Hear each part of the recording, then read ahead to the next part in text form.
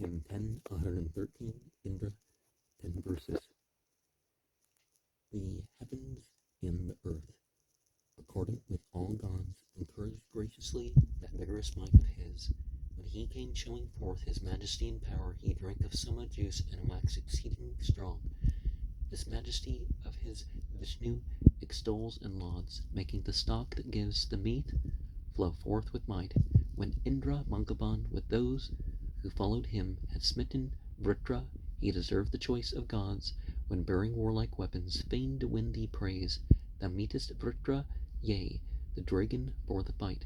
Then all the Marutas who were gathered with dice are there extolled. O mighty one, thy powerful majesty, soon as he sprang to life, he forced asunder hosts. Forward the hero looked to manly deed and war. He cleft the rock, he let concurrent streams flow forth, and with his skillful art established the heaven's wide vault. Indra hath evermore possessed surpassing power. He forced far from each other heaven and earth apart. He hurled impetuous down his iron thunderbolt, the joy to Varuna's and Mitra's worshipper, then to the mighty powers of Indra, to his wrath. His fierce storm, loud of voice, became with speed.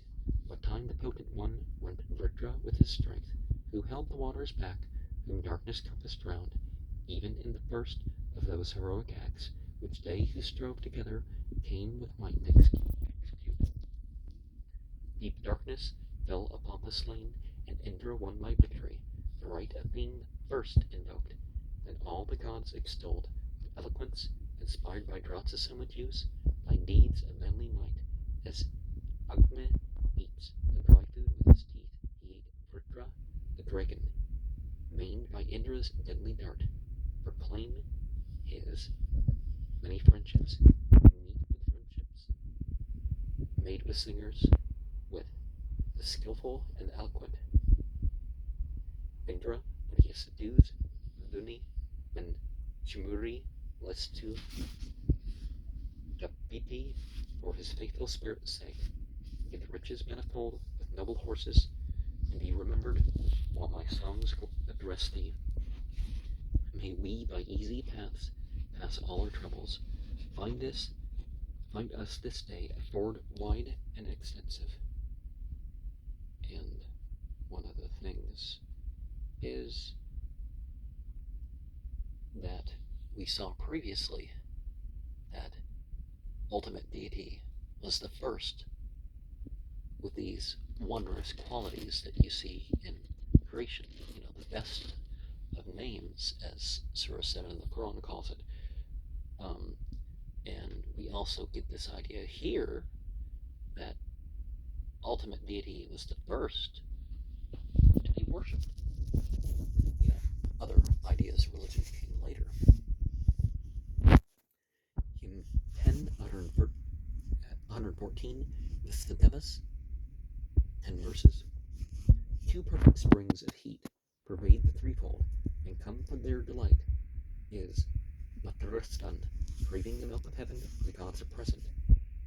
Well do they know the praise song and the summon, the priest, beard, far away, as they are ordered.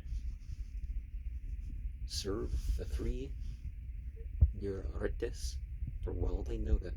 Sages have traced the cause that first produced them, dwelling in distant and mysterious chambers.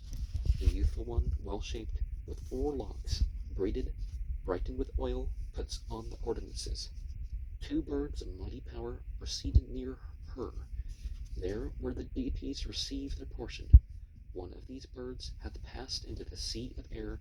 Thence he looks round and views this universal world. With simple heart I have beheld him from anear. His mother kisses him, and he returns her kiss. Him with fair wings, though only one in nature, wise singers shape, with songs and many figures, while they at sacrifices fix the meters. They measure out 12 chalices of soma, while they arrange the 4 and 36, and duly order up to 12. The measures having disposed the sacrifice, thoughtful sages send the car forward with the rich and summon. The chariot's majesties are 14 others, 7 sages lead it onward with their voices. Who will declare it? Who will declare to us the ford of Mana, the path whereby they drink first draughts of Soma? The 15 lawns are in 1,000 places, that is as vast as heaven and earth in measure. 1,000 spots contain the mighty 1,000. Vok spreadeth forth as far as prayer extendeth. What sage hath learned the meter's application? Who hath gained Vok, the spirit's aim and object, which ministering priest is called the 8th hero? Who then hath tracked the 2 bay steeds of Indra? Yoked to his chariot pole, there stood the coursers. They only travel round earth's farthest limits. These, when their driver in his home is settled, receive the allotted meat of their exertion. And of course, what is the idea here? Is it heard far away? The priest heard far away as they are ordered.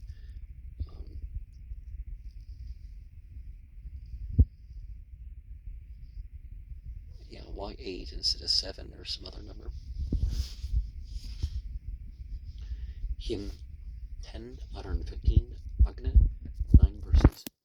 Verily, wondrous is the tender youngling's growth,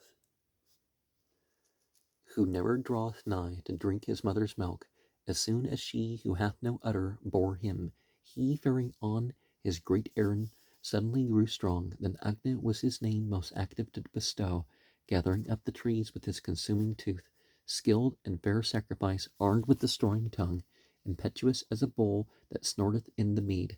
Praise him, your God, who bird-like rests upon a tree, scattering drops of juice and pouring forth his flood, speaking aloud with flame as with his lips a priest, and broadening his paths like one of high command. Thou everlasting whom, bar striding fain to burn, the winds uninterrupted never overcome. They have approached as warriors eager for the fight, heroic Trita guiding him to gain his wish. This Agni is the best of Kanva's friend, conqueror of the foe, whether afar or near. May Agni guard the singers, guard the princes well. May Agni grant to us, our prince's gracious help. Do thou, Supitriya, swiftly following, make thyself the lord of Jatavedas, mightiest of all, who surely gives a boon even in thirsty land, most powerful, prepared to aid us in the wilds. Thus, noble Agni with princes and mortal men is lauded, excellent for conquering strength with chiefs, men who are well disposed as friends and true to law, even as the heavens in majesty surpass mankind. O son of strength, victorious with this title, Upastuta's most potent voice reveres thee. Blessed with brave sons by thee, we will extol thee, and lengthen out the days of our existence. Thus Agni had the sons of Vritahavya, the Rishis, the Upastutas, invoke thee. Protect them, guard the singers and the princes. With Vashat have they come, with hands uplifted, with their uplifted hands and cries of glory. And wonder what Supitriya means, and some of these other terms. But we become part of the command if we so want. Hymn 10.116, Indra. 9 verses. Drink Soma juice for mighty power and vigor. Drink, strongest one, that thou mayest smite down Vritra. Drink thou, invoke for strength and riches. Drink thou thy fill of meat, and pour it down, O Indra. Drink of the foodful juice, stirred into motion. Drink what thou choosest of the flowing Soma. Giver of weal, be joyful in thy spirit, and turn thee hitherward to bless and prosper. Let heavenly Soma gladden thee, O Indra. Let that effused among mankind delight thee. Rejoice in that whereby thou gavest freedom, and that whereby thou conquerest thy foemen. Let Indra come impetuous, doubly mighty, to the poured juice, the bowl with 2 bay coursers, where the juice is pressed in milk, with meat presented. Let evermore thy bolt, O foe destroyer, dash down out, flaming, their sharp flaming weapons. O strongholds of The men urged on by demons, I give thee, mighty one, great strength and conquest. Go meet thy foes and run them in the battle. Extend afar the votary's fame and glory. As the firm archer's strength drives off the foeman, ranged on our side, grown strong in might, that conquers never defeated, still increase thy body. To thee have we presented this oblation, accepted. Sovereign ruler, free from anger, juice Lankaban for thee is pressed and ripened. Eat, Indra, drink of that which stirs to meet thee. Eat, Indra, these oblations which approach thee. Be blessed with food made ready and with soma. With entertainment we receive thee friendly, effectual, be the sacrificer's wishes. I send sweet speech to Indra and to Agni. With hymns I speed it like a boat through waters. Even thus the gods seem moving round about me, the fountains and bestowers of our riches. And let us not be hindered by our emotions. Let us not merely be upon any particular emotion. I mean, we want a good experience, but that's not quite the point. In 10.117, liberality, and if they use the word regard, if you see that word all over the place, it means stingy. Liberal as in open, regard as in closed off. The gods, did I say 9 verses? And by gods, of course, we mean the light beings. The gods have not ordained hunger to be our death. Even to the well-fed man comes death in varied shape. The riches of the liberal never waste away, while he who will not give finds none to comfort him. The man with food in store who, when the needy comes in a miserable case, begging for bread to eat, hardens his heart against him, even when of old he did him service, finds not one to comfort him.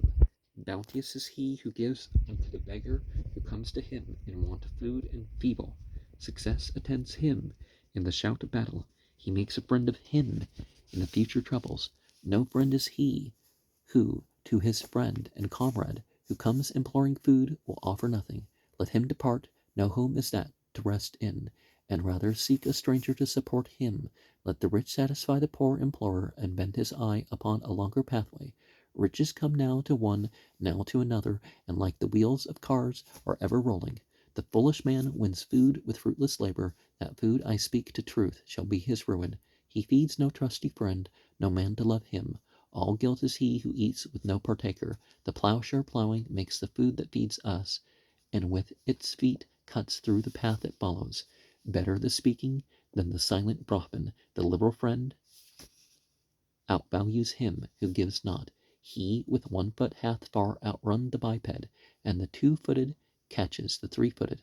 4-footed creatures come when bipeds call them, and stand and look where 5 are met together. The hands are both alike, their labor differs. The yield of sister milch kine is unequaled. Twins even differ in their strength and vigor. 2 even kinsmen differ in their bounty. Now, the physical situation that a person is put into, genetics or whatever, is like, it's still the choices that people make. It's still the exposure that they're put to. And nature and nurture, right? But people have their own choice. So, but then again, it's how you nurture yourself if you're going to talk that way. But you can give it a third option, I think, when you talk that way. In 10.118, Agne, 9 verses. Agne refulgent, among men thou slayest the devouring fiend, bright ruler in thine own abode. Thou springest up when worshipped well, the drops of butter are thy joy. When ladies are brought near to thee, honored with gifts, he shines afar. Agne, adorable with song, the dripping ladle balms his face. Agne with honey in his mouth, honored with gifts, is balmed with oil, refulgent in his wealth of light. Praised by our hymns, thou kindlest thee, oblation bearer, for the gods, as such do mortals call on thee. To that immortal Agne pay worship, with oil, ye mortal men, lord of the house, whom none deceives. O Agne, burn the Rakshasas with thine unconquerable flame. Shine, guardian of eternal law, so Agne with thy glowing face, burns fierce against the female fiends, shining among Urkshayas have kindled thee, oblation bearer, thee with hymns, best worshipper among mankind. And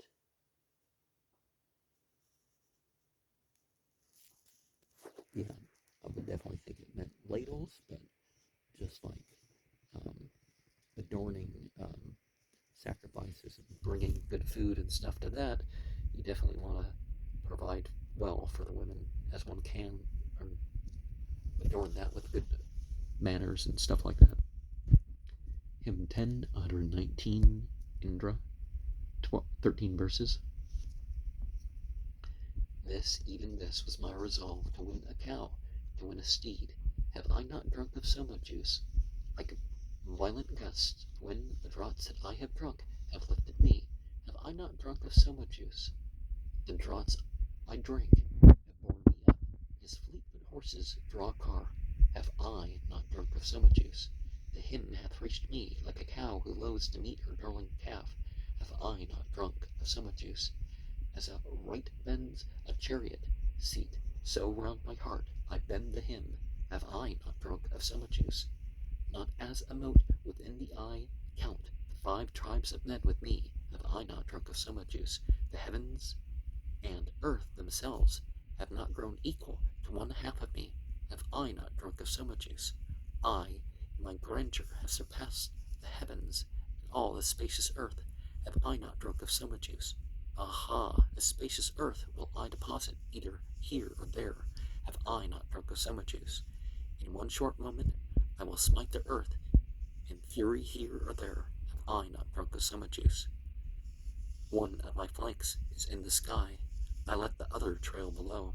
Have I not drunk of soma juice? I, greatest of the mighty ones, am lifted to the firmament. Have I not drunk of soma juice? I seek the worshipper's abode, oblation bearer to the gods. Have I not drunk of soma juice? Now, if I was going to give it a title, I would have said Indra. I would have said Soma. And in a way, it's background stuff, but in a way, it's foreground stuff. It's not just some distraction. Although some of this people are going, "Oh, that's crazy. You're beyond the heavens and the earth." And it's like, well, in a way, because your perception of it is beyond yourself. But a lot of people just don't get that right. Is that, or how we refer to the external world as it's through ourself. And we have, one of the flanks in the sky, the other below, kind of like a temperance card, some other themes and stuff. And see, you're doing the physical deeds, you're going over the hymns and all that stuff.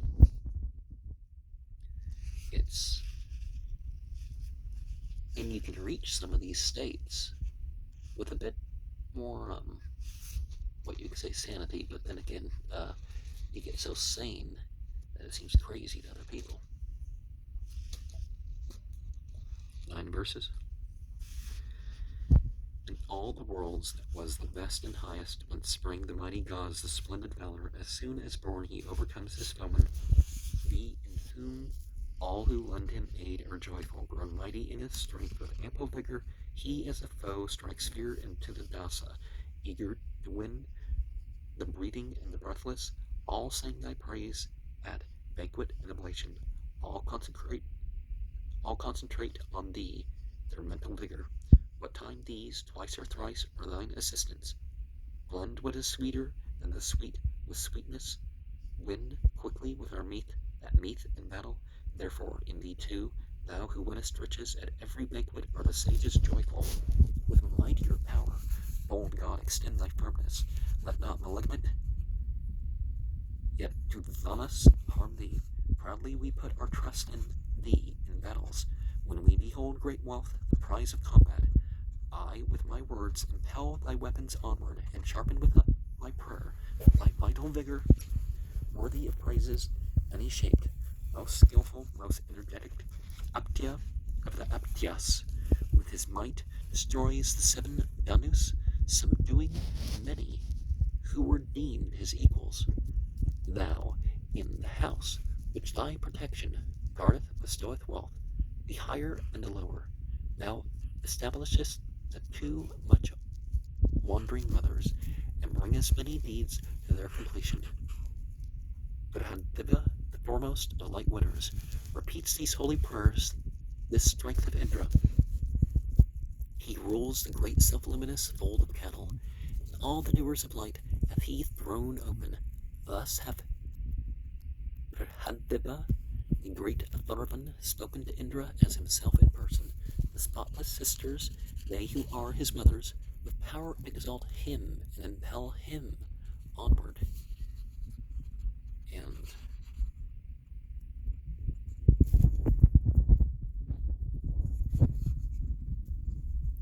sometimes we need to try again. Some things we do well, but they need to be repeated again and again. And there's that which has light from elsewhere and that which has light of itself.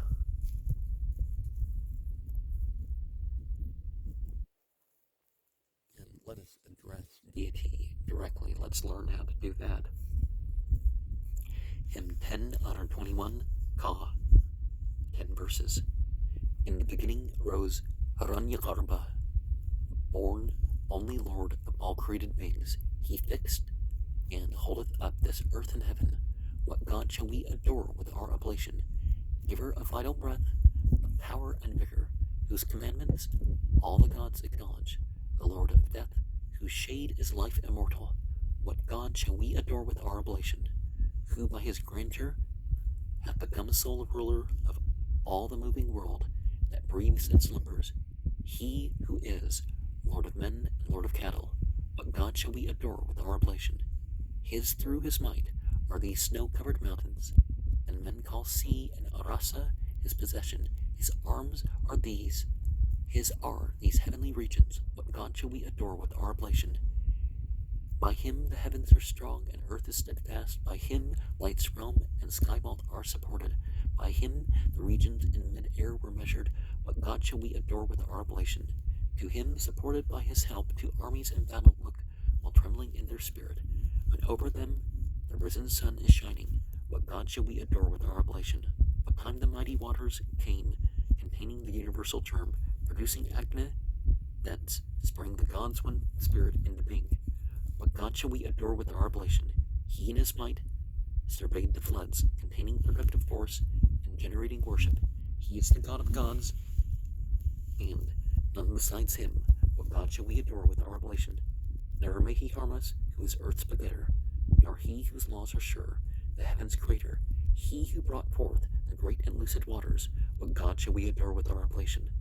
Rajapata, thou only comprehendest all these created things, and none besides thee.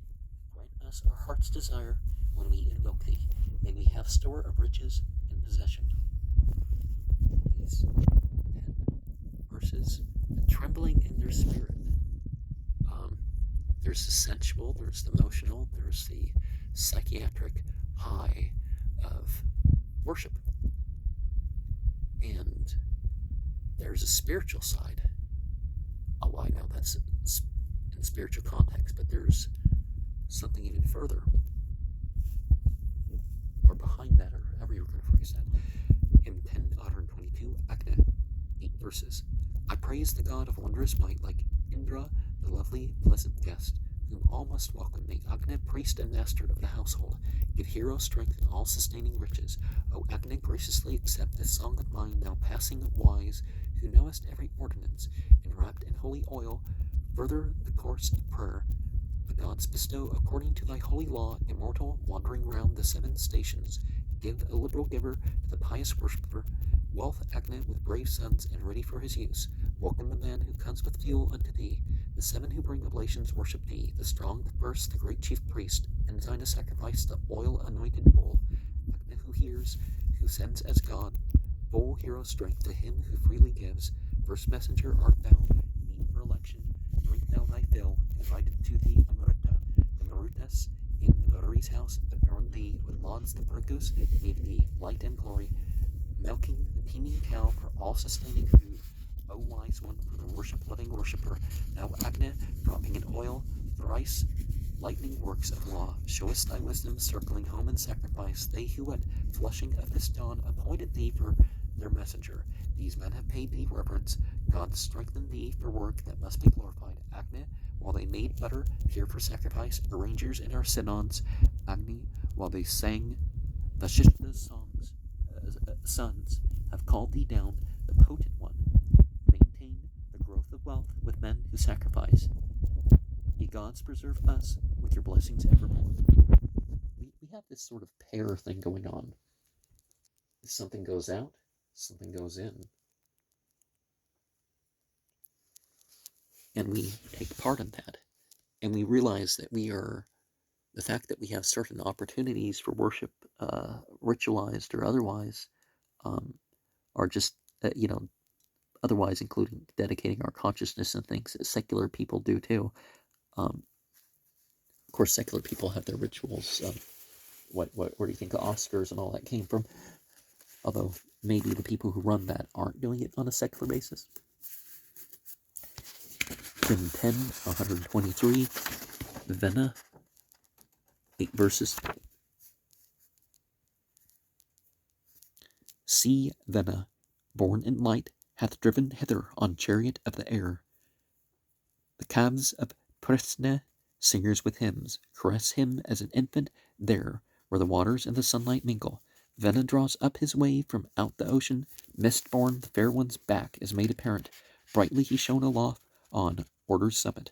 The hosts sang glory to their common birthplace.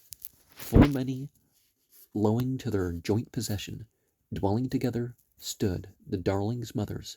Ascending to the lofty height of order, the bands of singers sip the sweets of Amrita. Knowing his form, the sages yearn to meet him. They have come nigh to hear the wild bulls bellow. Performing sacrifice, they reach the river, for the Gandharva found the immortal waters. The Apsaras, the lady, sweetly smiling, supported her lover in sublimest heaven. In his friend's dwelling as a friend he wanders. He, Vena, rests on him in his golden pinion. They gaze on thee with longing in their spirit, as on a strong winged bird that mounteth skyward. On thee with wings of gold, Varuna's envoy, the bird that hasteneth to the home of Yama. Erect to heaven hath the Gandharva mounted, pointing at us his many-colored weapons, clad in sweet raiment, beautiful to look on, for he as light produceth forms that please us. When as a spark he cometh near the ocean, still looking with a vulture's eye to heaven, his lustre, joying in its own bright splendor, maketh dear glories in the lowest region. One of the things that happens is, one of the things that is there's the pairings. There's the pairings in the material world and in the spiritual world, and we can combine that in our own lives, because we're talking a mate here, and so that brotherhood, that sisterhood can be combined in marriage too. And